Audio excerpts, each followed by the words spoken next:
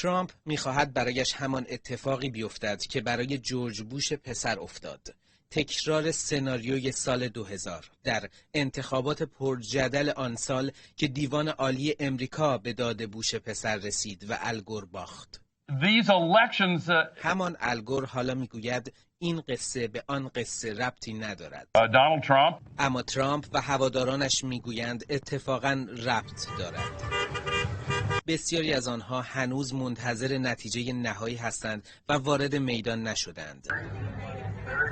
یا اینجا در حال دعا برای رئیس جمهورشان بودند که مسئولان برگزاری انتخابات در میشیگان پذیرفتند نرم افزارشان مشکل داشته و 6,000 رأی متعلق به ترامپ اشتباهی به حساب بایدن ثبت شده و گویا این مشکل جای دیگری هم بوده. Causing a 6,000 vote swing against our candidate. همزمان موج استعفاها کاخ سفید را فرا گرفته. رئیس اداره ملی امنیت هسته‌ای امریکا استعفا داد. معاون دستیار ترامپ هم استعفا داد. My name is Jaron Smith.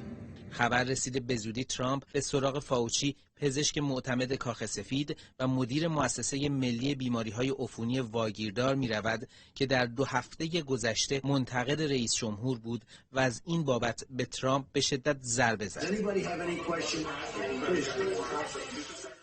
آنسو نانسی پلوسی رئیس مجلس نمایندگان میگوید بایدن به زودی رئیس جمهور امریکا خواهد شد. President elect Joe Biden. It's a happy day.